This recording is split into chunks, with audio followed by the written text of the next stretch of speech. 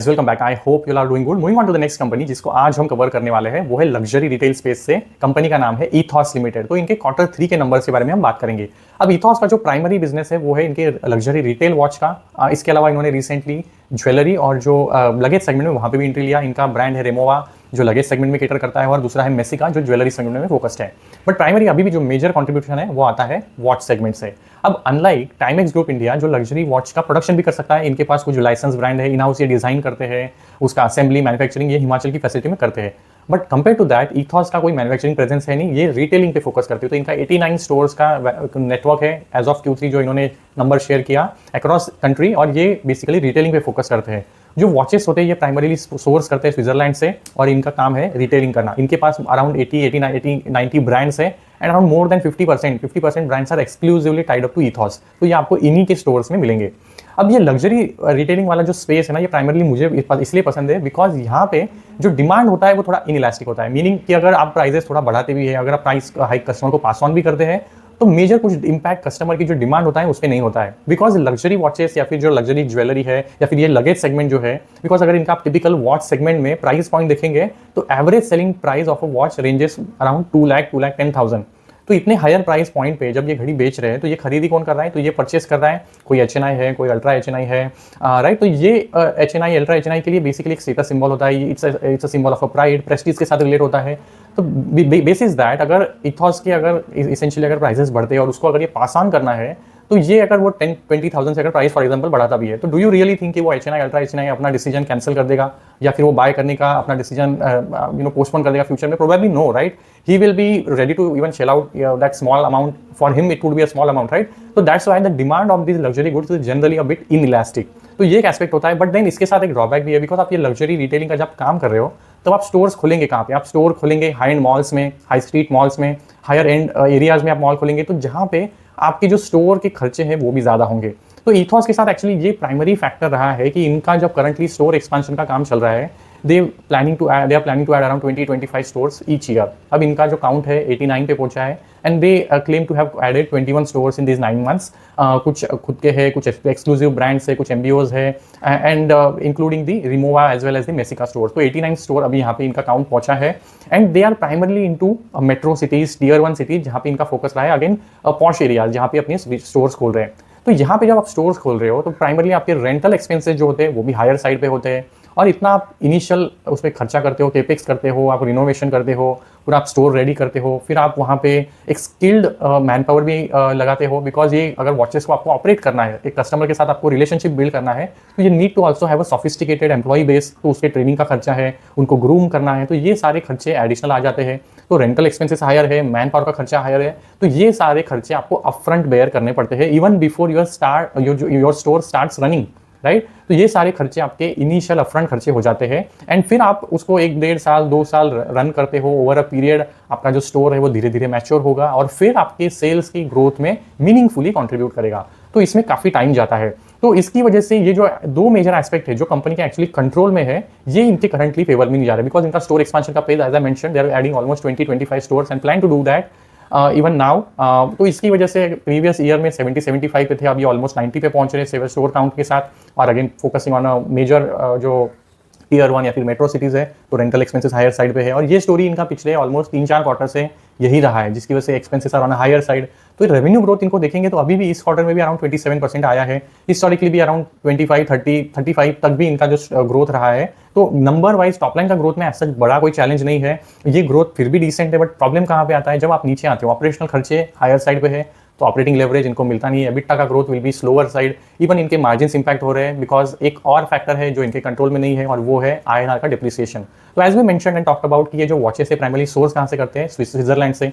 तो जो Swiss currency है, स्विस फ्रैंक CHF, इसका अप्रिसिएशन होते जा रहा है अगेंस्ट रूपी। अब रूपी जब डिप्रिशिएट हो रहा है तो आपको अगर एक घड़ी के लिए पहले 100 रुपये देने पड़ रहे थे, अगर आप रूपी डिप्रिशिएट हो गया 105 चला गया, तो आपको 105 रुपये देने वो सेम घड़ी लेने के लिए।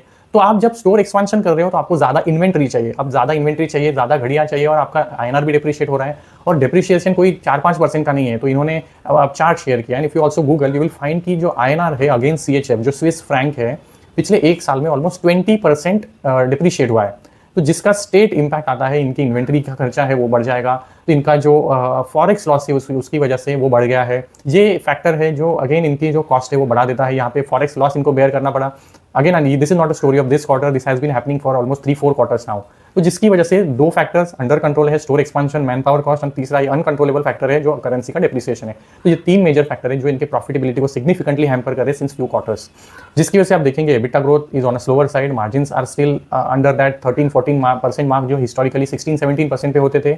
तो that is a bit of a worry. Then इसके बाद इस क्वार्टर में वो लेबर कोड वाला 2 करोड़ का इंपैक्ट था, तो प्रॉफिटेबिलिटी भी आप देखेंगे तो वहाँ पे भी थोड़ा प्रेशर है। तो इनका अगर आप देखेंगे पैट का नंबर है ऑन अ क्वार्टरली बेसिस, ये पिछले ऑलमोस्ट 2 साल तो 8 क्वार्टर से अराउंड उसी 25-30 के रेंज में है। उसके आप बियॉन्ड इनका ग्रोथ गया नहीं है डिस्पाइट उन्होंने स्टोर एडिशन किया है। और एक और बात जो रही है, इफ यू लुक एट इनका सेम स्टोर सेल्स ग्रोथ, तो बेसिकली कोई भी स्टोर अगर 1 साल से ज्यादा हो गया तो ये उसको सेम स्टोर सेल्स ग्रोथ में काउंट करेंगे। तो ये सेम स्टोर सेल्स ग्रोथ जो है ना SSSG इस क्वार्टर का आया है 14% का। अब सेम स्टोर जो सेल्स ग्रोथ है ना, अगर आप प्रीवियसली देखेंगे तो अराउंड 16-17-18% के आसपास होता था। तो बेसिकली जो इन्होंने स्टोर्स नए ऐड किए और अब उनको 1 आध साल हो गया है, तो इनका जो एग्जिस्टिंग सोर्स है 1 साल पुराना, वो भी सेल्स ग्रोथ में अभी भी मीनिंगफुली कंट्रीब्यूट नहीं कर रहा है। तो बेसिकली उसका टर्न अराउंड होने में और सेल्स ग्रोथ वहां से पिकअप होने में टाइम भी लग रहा है। तो स्टोर एक्सपेंशन आप कर भी रहे हो तो वहां से आपको ग्रोथ अभी भी सिग्निफिकेंटली एड नहीं हो रहा। अगर वैसे होता तो इनका जो सेम स्टोर सेल्स ग्रोथ है उसका नंबर बढ़ना चाहिए था। अगर 15-16 था तो अभी 18-19-20 पे जाना चाहिए था, बट वो भी नहीं हो रहा है। तो इनका जो 26-27% का ग्रोथ है उसमें सेम स्टोर सेल ग्रोथ 14-15% का है। रिमाइंडर जो अराउंड 11-12% का ग्रोथ है वो आ रहा है क्योंकि ये नए स्टोर ऐड कर रहे हैं। अगर वो स्टोर्स नहीं ऐड करते तो इनका ग्रोथ और भी टेपिड दिखता। तो ये स्टोरी है इनका। और ये इसमें से जो 2 फैक्टर्स है, अब ये हमें पता नहीं है, अब ये कौन कॉल करते नहीं है। अगर कौन कॉल करते हैं तो हमें डायरेक्शन पता चलता कि तीनों फैक्टर्स पे इसेंशियली इनका स्ट्रैटेजी क्या है। सबसे पहले तो बात है कि ये जो स्टोर ग्रोथ का जो पेस, एक्सपेंशन का पेस है, उसको आगे कैसे देखते हैं। तो इन्होंने पीपीटी में जरूर कुछ मेंशन किया है। तो इफ यू लुक एट इनकी वर्डिंग्स तो यू विल नोटिस कि इनका कहना है we are focused growing focus towards high quality premium locations, जहाँ पे हम स्टोर ग्रोथ जो है कंटिन्यू करेंगे।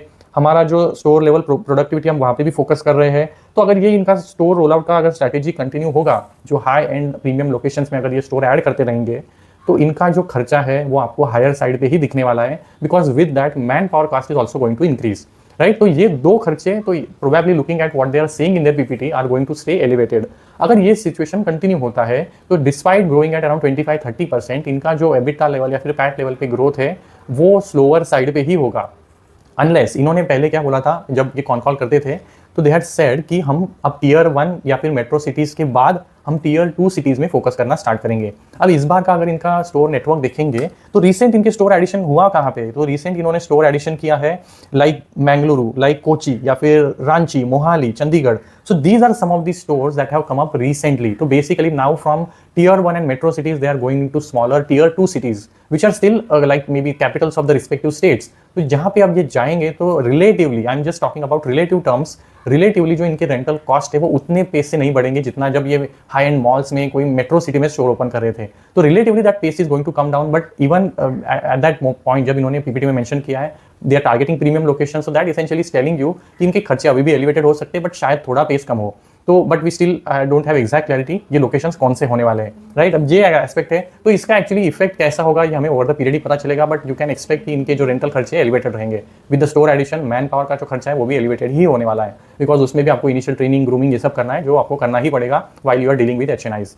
देन जो थर्ड फैक्टर है CHF INR का जो करंट सिचुएशन है, अब ये अगर रुपये का डिप्रिसिएशन रेस्ट्रिक्ट हो जाता है, यहाँ से फर्दर डिप्रिसिएशन नहीं होता, which could be the case going forward, तो इनका जो करंट फॉरेक्स लॉस इन्होंने पूरा FY26 में बेयर किया है ये प्रोबेबली आगे ना हो। तो ये जो मुझे करंट क्वार्टर है ये लगता है ऐसे प्रोबेबली फ्रॉम हियर ऑनवर्ड जो सिचुएशन है थोड़ा ठीक हो सकता है, but we can't for sure से, बिकॉज कमेंट्री अगर इनका आता, कॉन कॉल होता तो हमें बहुत क्लियर आइडिया आता।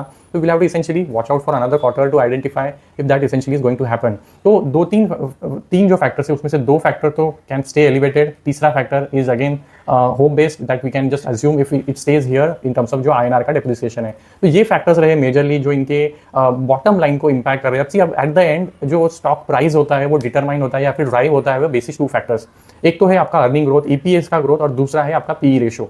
अब इनका PE देखेंगे तो अराउंड 70 पे है, अभी भी जो ट्रेलिंग PE है 70 प्लस पे है। तो करंट ग्रोथ पे इनको PE एक्सपेंशन मिलना तो बहुत डिफिकल्ट है, बिकॉज इनका ना स्टोर जो सेम स्टोर सोर्स सेल्स का ग्रोथ है वो बढ़ रहा है, ना सेल्स ग्रोथ का पेस बढ़ रहा है, ना प्रॉफिटेबिलिटी इंप्रूव हो रही है। तो एक्सपांशन के लिए जो पीए एक्सपांशन है उसके लिए कोई लीवर अवेलेबल नहीं है। तो पीए एक्सपांशन नहीं होगा तो दूसरा एस्पेक्ट एक ही बचता है, वो है ईपीएस का एक्सपांशन। बट इनका ईपीएस का भी जो ग्रोथ है वो एज आई मेंशन पिछले 2 साल में हुआ नहीं है। तो दोनों फैक्टर्स अगर आगे नहीं बढ़ेंगे, एक्सपांड नहीं होंगे, तो जो स्टॉक प्राइस है is going to stagnate even for some time unless ये अपना स्ट्रेटेजी वाइज कुछ चेंजेस करते हैं। अगर ये कॉन कॉल करते तो हमें उसका डायरेक्शन पता चलता। तो अनफॉर्चुनेटली दो I like this space a lot, I am currently not too much bullish in terms of जो इथॉस का स्टॉक है, because these situations unless change are not going to positively help the stock price. So that's why I'm going to track this. I really like this business. I hope once this expansion plan that they're aggressively doing, once that comes to a halt or maybe a pause or it slows down, इसके बाद जो इनका growth होगा ना, ये bottom line को meaningfully hit करेगा। Because ये प्राइस हाइक भी ओवर अ पीरियड धीरे धीरे लेते ही रहते हैं, ऑप्टिमाइजेशन करेंगे स्टोर लेवल पे, और फिर जो स्टोर एक्सपांशन की वजह से रेंटल्स बढ़ रहे हैं उतने पेज से बढ़ेंगे नहीं, तो जो रेवेन्यू ग्रोथ है वो मीनिंगफुली इनके बॉटम लाइन्स में हिट होगा। And that would be a good time to actually watch to your watch list and then track it from there. तो अभी भी इसको ट्रैक करेंगे even going forward in the upcoming quarters, and I keep you posted. Let me know if your queries are addressed in the upcoming video. Thanks so much.